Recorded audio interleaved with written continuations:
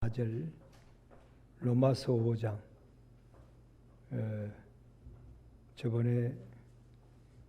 저번 주에는 히브리서였는가 봐요. 이 히자는 놔두고 히로마서 그랬네요. 로마서 5장 3절 4절 다만 이뿐 아니라 우리가 환난 중에도 즐거워하나니 이는 환난은 인내를 아멘. 오늘 본문은 오늘 오전에 다윗의 믿음하고도 연결이 되어 있죠. 그래서 신구약이 연결이 되어 있는데 다윗은 환난 중에도 하나님을 믿어드렸어요. 근데 그 환난을 사망의 음침한 해를 당하는 환난이라 그랬죠. 그러나 나의 평생에 이런저런 일이 있는 가운데에서도 나의 평생을 하나님의 선하심과 인자하심이 나를 따르리니 내가 여호와의 집에 영원히 거하리로다 그랬습니다. 다시 말하면 내가 지금 환난을 당하고 있지만 이 환난마저도 하나님께서는 선을 이루셔서 내가 아버지의 집 앞에 이르렀을 때에 금생도 내생도 복되게 하시는 하나님의 섭리가 있을 줄로 나는 믿는다. 믿어드리는 다윗이었습니다. 믿어드리는 다윗. 여러분 우리가 아는 대로 히브리서에도 믿음이 없이는 하나님을 기쁘시게 못한다 그랬죠. 믿음이 없이는 하나님을 기쁘시게 못한다. 하나님은 우리가 하나님을 믿어드릴 때에 참 그렇게 기뻐하세요. 여러분 그렇잖아요. 우리 장로님이 나를 믿어줄 때에 나는 그렇게 기뻐요. 기쁠 뿐만 아니라 그 믿음에 부합한 결과에 이르도록 저는 노력할 것입니다. 우리 권사님이 나를 믿어줄 때에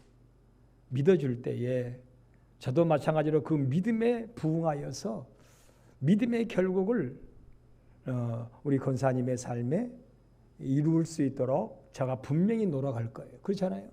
하나님을 우리가 믿어드릴 때 하나님 그렇게 기뻐하세요. 믿어드릴 때 내가 현재는 눈물의 골짜기 사망의 음침한 해를 당하고 있는데도 이것조차도 하나님께서 나를 인도하셔서 결국은 나를 복되게 하실 줄로 믿는다.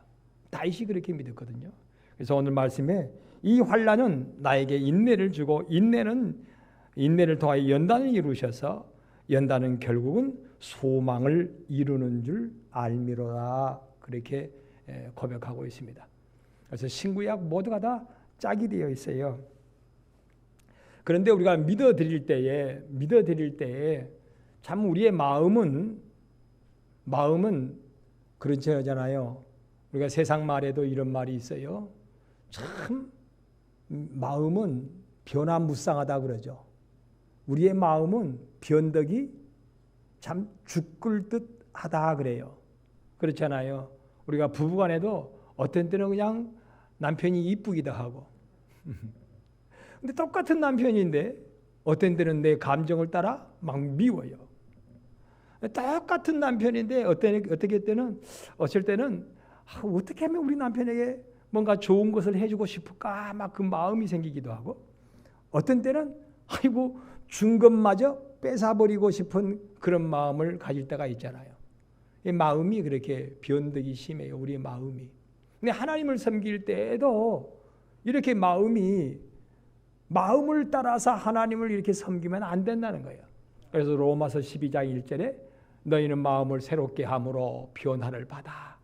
이 마음이 진리로 붙잡힌 바 되지 아니하면 하나님 앞에 말씀에 붙잡힌 바 되지 아니하면 우리 마음은 그렇게 왔다 갔다 하니까 그 마음을 새롭게 함으로 주 안에서 새롭게 함으로 변화를 받아 하나님이 기뻐하시는 마음의 사람이 되어져서 하나님의 선하시고 기뻐하시고 온전하신 뜻이 무엇인지 분별을 해라.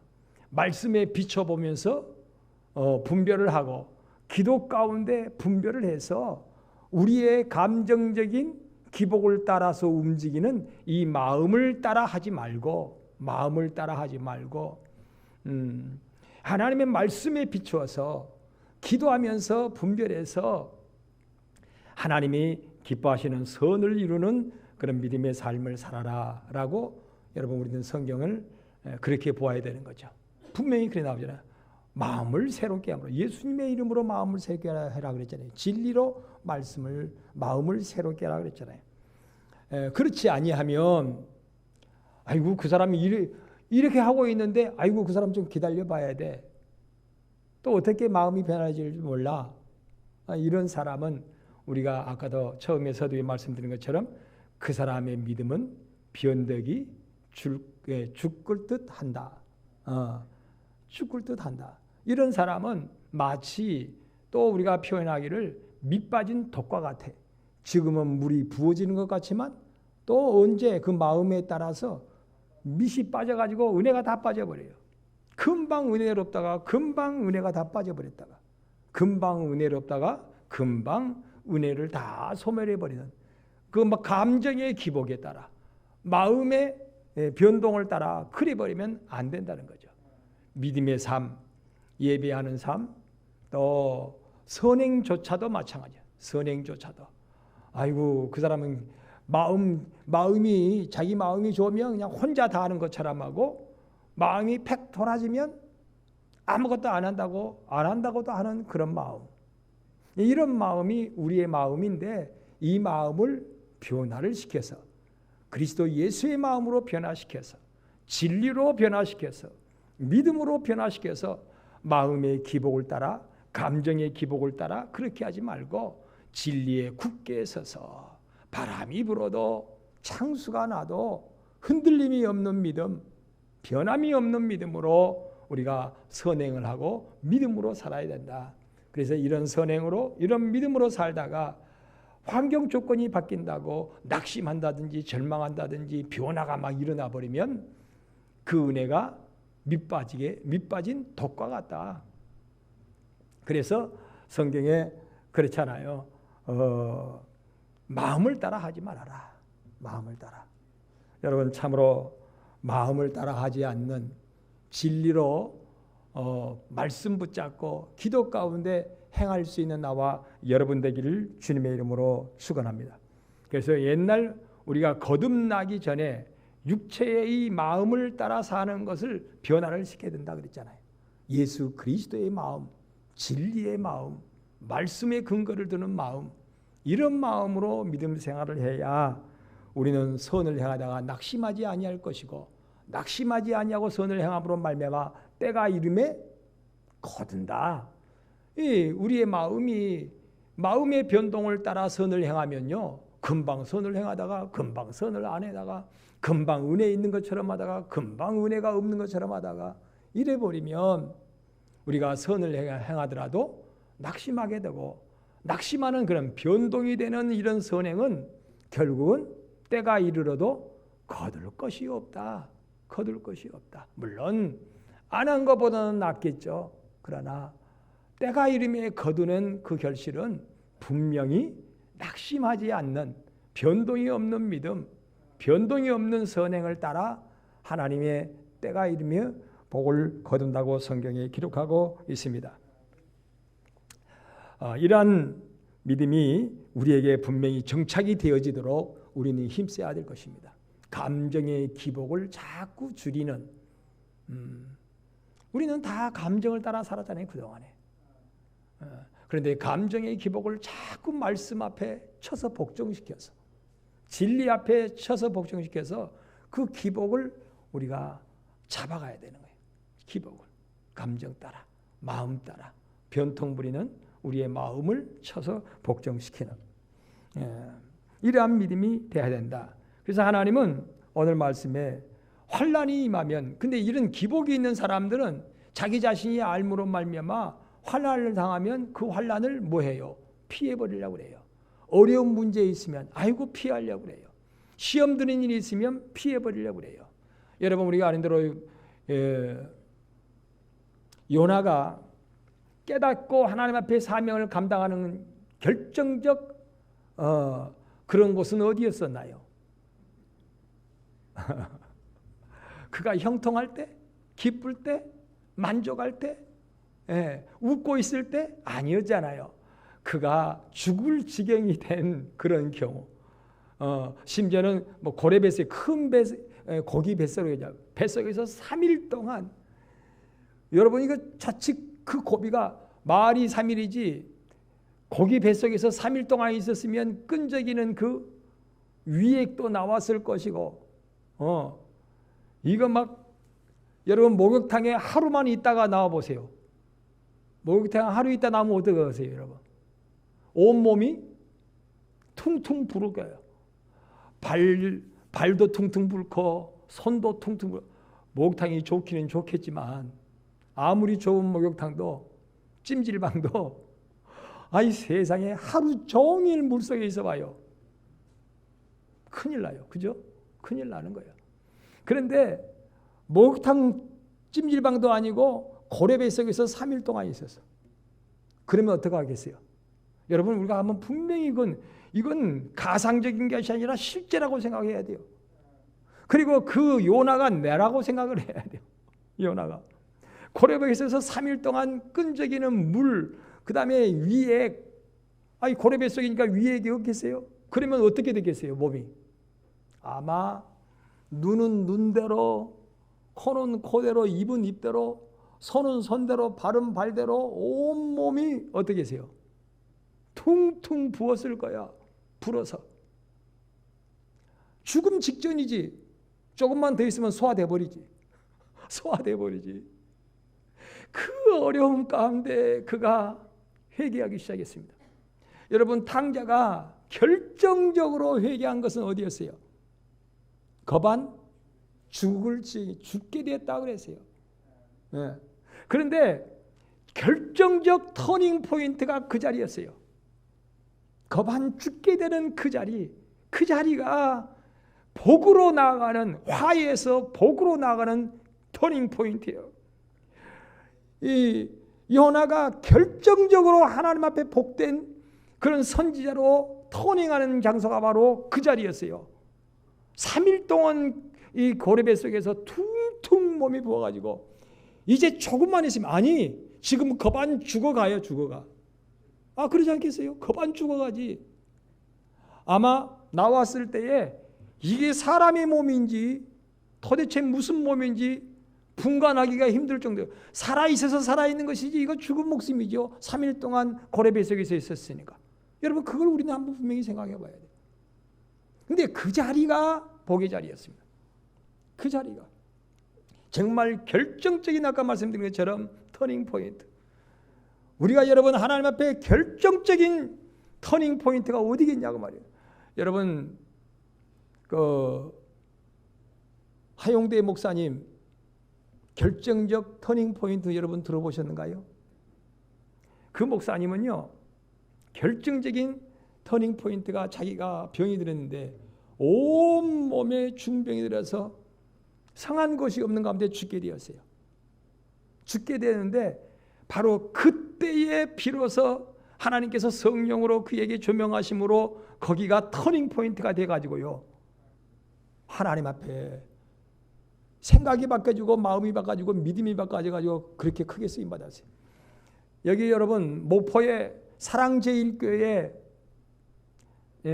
사랑의 교회라고 하는 목사님, 백 목사님 이름도 잊어보려고 그러네.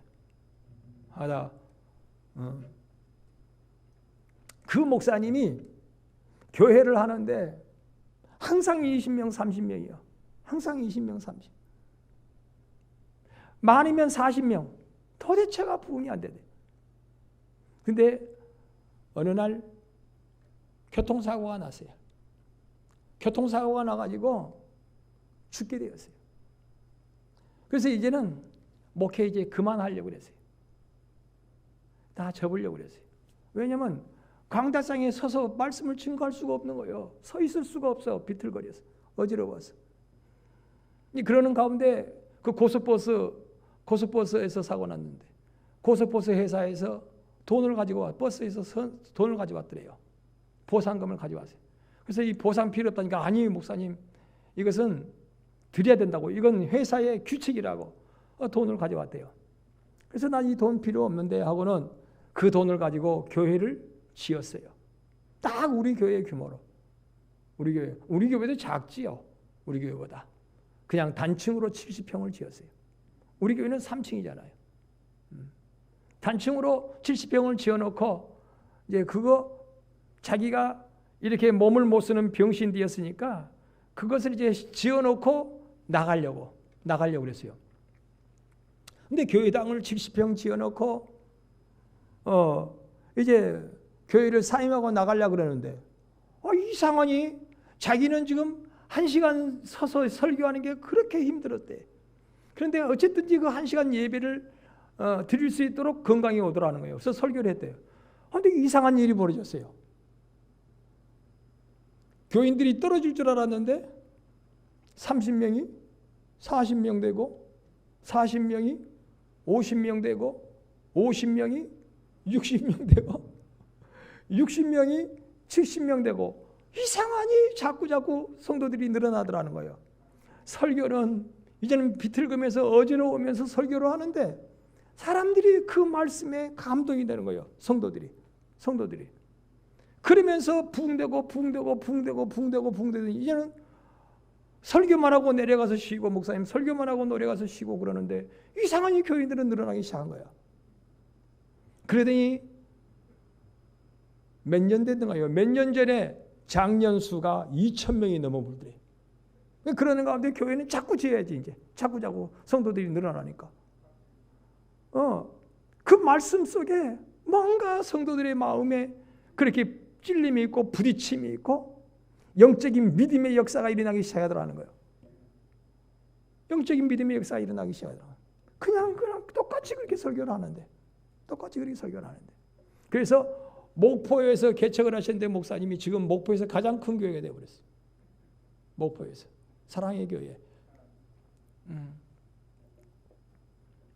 또 그 옆에 두 번째 큰 교회도 제가 말씀드렸잖아요. 두 번째 큰 목사님은 다 같이 우리 총회의 목사님이시니까 우리 노예에 와서 그랬어요. 5살 막은 제가 젊었을 때 적으니까 5살 막은 자기 아들이 교회 앞에서 교통사고로 죽어버렸어요.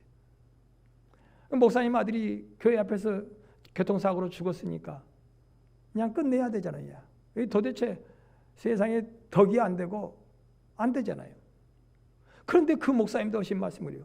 그 이상한 짓을 하는 거예요. 그때부터 설교가 달라지기 시작하고 그때부터 성도들이 은혜 받기 시작하더래요. 그래서 자기는 두 번째밖에 교회가 크게 안 되더라고요.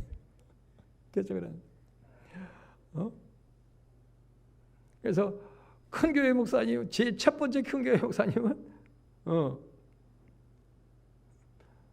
백 목사님이고 두 번째는 자기가 되어놓으라고 그런 간증을 와서 우리 노예에 이렇게 목사님들 근데 이렇게 오셔가지고 그 간증을 하시더라고요. 노예 목사님이 어째 35, 45 많이 모이면 50명 정도 그렇게 모이잖아요. 근데 그 자리에 오셔서 그런 말씀을 하시더라고요. 제가 무슨 얘기냐면요. 목회자들도 그러고 성도들도 그러고요. 결정적으로 뭐 할 때가 온다고요. 하나님 앞에 돌이키는 터닝 포인트가 있다. 근데 그 두 목사님은 결정적인 터닝 포인트가요. 그 자리였어요. 요나의 그 자리. 자기가 모든 것을 하나님 앞에 두 손 들고 포기할 때 그리고 하나님 앞에 믿음으로 모든 것을 받아들일 때 나는 끝났고 이제는 누구로 산다? 주님으로 산다. 우리가 찬송하잖아요. 피하지 말라. 우리가 곁길로 피하면 안 된다는 거예요. 피하지 말라. 도망가지 말아라. 숨지도 말아라. 우리가 어떻게 보면요. 가장 불편해하고 가장 힘들어하고 가장 아파할 때가 터닝 포인트가 될 수도 있어요. 그런데 하나님께서는요. 그러지 않고 부드럽게 터닝 포인트를 하게 하실 수도 있어요. 나는 우리 성도들이요. 결정적 그런 터닝 포인트가 되지 말고 좀 완만하게요. 곡선을 이루면서 터닝 포인트가 왔으면 좋겠어요. 그렇잖아요. 급작스럽게 터닝 포인트면 너무 아파요. 너무 아파. 그런데 말씀 가운데 부드럽게 이게 하나님 앞에 돌아가는 거예요. 부드럽게 생각이나 이념이나 어떤 사고력이나 어떤 모든 것들이요 부드럽게 하나님 앞에 이렇게 돌아가는. 근데 분명한 사실은요, 환난은 인내를, 인내는 연단을, 연단은 소망을 이룬다고 그랬어요. 어려움 없이 우리가 하나님 앞에 터닝 포인트가 될 수가 없다는 거예요. 반드시 성경은 그렇게 말합니다. 다윗이 하나님 앞에 터닝 포인트, 요셉이 하나님 앞에 터닝 포인트, 요나가 하나님 앞에 터닝 포인트, 아브라함이 하나님 앞에 터닝 포인트, 하나같이 여러분 환난을 통하여 터닝 포인트가 그들에게 주어졌습니다. 예수님이 직접적으로 말씀하신 탕자의 비유에도 결정적으로 그 어려움이 그에게 터닝 포인트가 되었습니다. 그래서 복의 길이 열렸어요. 복의 길이 열렸어요. 그래야 하나님 앞에 우리는 나 자신을, 나의 삶을 뭐 해야 돼요? 맡겨 드려야 돼요. 하나님 왜 그렇습니까? 내가 그래도 기도하는 만큼 하고 믿음으로 사는 만큼 사는데 하나님 왜 그렇습니까? 이러면요 주의 뜻을 분별이 안 되는. 이 환난마저도 아까 서두에 말씀드린 거죠. 이 환난마저도, 이 사망의 해마저도 나의 평생의 선하심과 인자하심이 정녕 나를 따르니 반드시 나를 따르니 그랬어요. 오늘 말씀에는 반드시 이 고통이 와도 반드시 하나님의 선하시고 기뻐하심이 나를 따르리니 반드시 따르리니 내가 여호와의 집에 영원히 거하게 되는데 쉴만한 물가 푸른 초장으로 나를 이끌어 인도하시는 도다. 반드시. 나는 우리 강변의 성도들이요 1년 새해 벽두부터 그 믿음, 우리 늘 알고 있는 내용이지만요 하나님을 믿어드리는 믿음. 이거 새해부터 왜 이렇게 내가 어려움이 있고 풀리질 않지? 그런데 믿어드리세요. 하나님 믿어드리세요. 하나님의 선하시고 인자하심이 나에게 이루어지고 있다. 터닝 포인트가 되어서 나를 이제는 더 주로 살게 하셔서 복되게 하시려고 그런다. 믿어드리는 거. 여러분이 어떻게 믿어드리는지 나는 몰라요. 그런데 누구는 알고 계세요? 우리 주님은 알고 계세요. 우리가 입으로 고백을 안 해도 겉으로 표현이 안 나타나도 믿어드리는 그 믿음은요 우리 주님이 우리의 마음을 헤아리고 계시거든요. 야, 그래 네가 믿고 있구나. 나를 믿어드리는구나. 사망의 음침한 골짜기에 해를 받아도 바람이 불고 창수가 나도 너는 나를 믿고 있구나. 믿고 있구나. 분명히 선하심과 인자하심이 나의 삶 속에 이루어진다고 하는 사실을 믿고 있구나.